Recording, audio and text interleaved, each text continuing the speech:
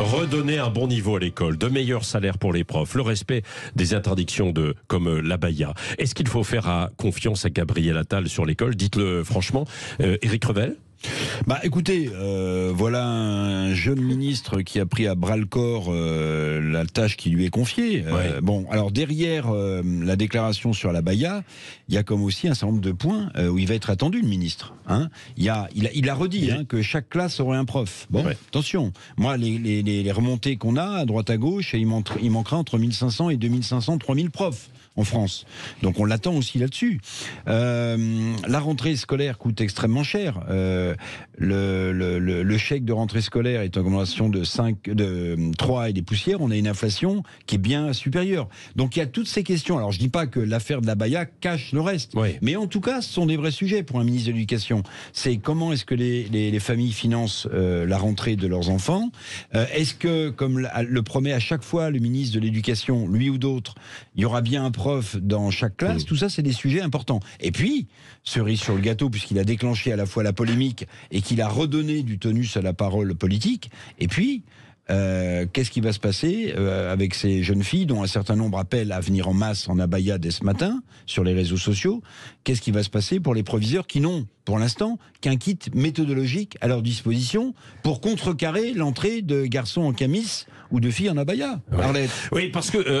j'ai écouté votre édito. Vous êtes extrêmement laudatrice avec le ministre de l'Éducation nationale. C'est vrai qu'il bénéficie d'une bonne cote de popularité. Il y a quand même tous ces sujets, vous êtes d'accord? Je suis d'accord, mais de toute façon, c'est le ministère casse-gueule par excellence. Donc on se demande toujours pourquoi les ministres ou certains hommes politiques ont envie de changer et d'arriver à l'éducation nationale. C'est quand même le truc extrêmement difficile. C'est le poste très C'est vrai, compliqué. on se souvient que Jean-Michel Blanquer, au démarrage, il avait une très bonne image parce qu'il venait en plus du milieu de l'éducation. En plus, il connaissait parfaitement la maison, comme Luc Ferry, comme d'autres, ils connaissent parfaitement la maison, mais après, c'est pas évident tous les jours. Surtout qu'effectivement, il y a une masse de problèmes.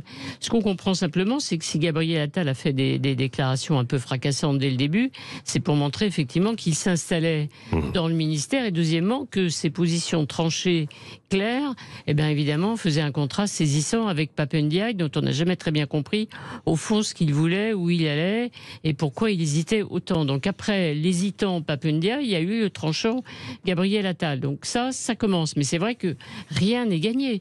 Surtout que le problème de fond, c'est ce métier de prof aujourd'hui. Il n'y a pas que la revalorisation, il y a la difficulté. Il y a des profs j'entendais ce matin un prof qui expliquait, je vais entrer dans ma classe avec la peur au ventre. Vous avez entendu William Lafleur tout à l'heure, qui a démissionné après 12 ans. Exactement. Parce que peur au ventre quand on est prof, parce qu'on ne sait pas comment on va affronter des gamins. Et il y a non seulement les gamins à affronter, mais il y a en plus les parents qui viennent vous engueuler parce qu'ils considèrent que vous avez mal noté. Une hiérarchie qui vous dit, il faut surnoter les élèves. Voilà. Il faut donc emmener pour avoir tout le la monde. paix, c'est-à-dire le problème, c'est la tranquillité à l'école. Alors il y a une tranquillité qu'il faut instaurer, mettre un terme aux violences. Pour le reste, que les profs puissent enseigner correctement, sereinement, s'ils peuvent retrouver un peu de sérénité, c'est un vrai boulot. Mais en tout cas, ce qui est très impressionnant dans la balise réalisée par IFOP Fiducial, c'est l'image dégradée de l'école. Il n'y a que la maternelle, en gros, qui marche bien. Donc, pour le reste, c'est une catastrophe. Et c'est franchement inquiétant. C'était la priorité du président de la République il y a 6 ans déjà. Oui, et sur un plan économique, Éric Revel, il y a cette question des salaires qui concerne l'ensemble des professions, en fait, bien sûr, aujourd'hui. Mais aussi le prof. Vous avez raison, il y a des rattrapages qui sont en cours, notamment sur le point d'indice de certains fonctionnaires. Mais juste, ce que disait Arlette, pardon, mais pour moi, l'énigme, c'est pas d'avoir eu un Pape Ndiaye hésitant, etc. On connaissait ses valeurs. On connaissait ce qu'il voulait faire. Il est plutôt, il l'a dit aux États-Unis, même quand il était ministre de l'Éducation, il est plutôt tenant d'une ligne wokiste, etc. Non, moi, ce qui m'interroge beaucoup plus, c'est qu'est-ce qui est passé dans la tête du président de la République pour passer de Blanquer à Pape Ndiaye.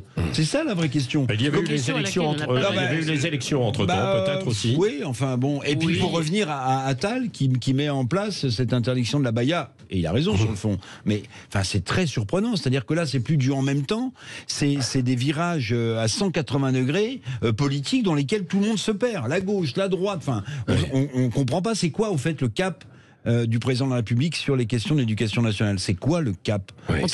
C'est Papendiaï, c'est Blanquer, on comprend rien. Effectivement, Eric a raison, c'est que moi, j'ai toujours pas compris pourquoi il est reparti, Papendiaï, parce que c'était un choix, effectivement, personnel du président de la République. Il part très vite, et finalement, jamais Emmanuel Macron n'avait dit, finalement, je change parce que ça va pas. Non. Mais en même temps, ce qui est important, c'est de voir que l'éducation fait partie désormais du domaine réservé du président de la République. C'est ce qu'il a dit, c'est domaine réservé. Donc c'est comme la défense, c'est comme les affaires étrangères. Il serait temps effectivement qu'il se passe des choses. Franchement, pas juste le dédoublement des classes qu'on nous répète et qu'on sait très bien, mais bon, c'est fait depuis 6 ans. Il faut franchement qu'il se passe des choses à l'école aujourd'hui, très sérieusement. Oui. D'une dernière question, dites-le franchement, Arlette Chabot et Éric Revel, est-ce que finalement, Gabriel Attal ne joue pas déjà son avenir politique en cette rentrée ce matin ? Oui, il joue son avenir, c'est qu'il pense beaucoup à son avenir. Parce que vous avez dit tout à l'heure, il pourrait faire partie des prétendants pour 2027.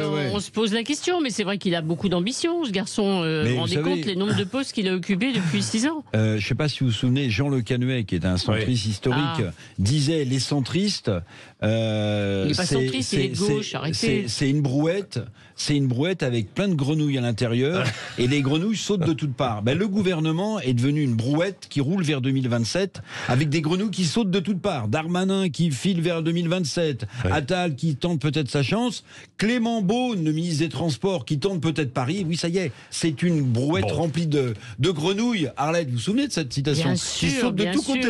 Et le président, il pousse la brouette, mais il ne contrôle plus rien. Merci à tous les deux, Arlette Chabot, Éric Revel. Et vous, je ne sais pas si vous êtes d'accord avec ce que l'on vient de dire, vous pouvez vous exprimer. 0826 300 300, tout à l'heure à 9h avec Jean-Jacques Bourdin dans son nouveau rendez-vous Parlons vrai avec Jean-Jacques Bourdin. Jean-Jacques qui dans un instant reçoit la ministre des Sports, Amélie Oudéa-Castéra. Évidemment, on va parler de rentrer à l'école autour du sport, de la Coupe du Monde de rugby J-4. N'oubliez pas ce soir, au cœur de la mêlée, le nouveau rendez-vous autour de François Trio et toute l'équipe. Bien sûr, il est 8h30. Bonne journée à vous.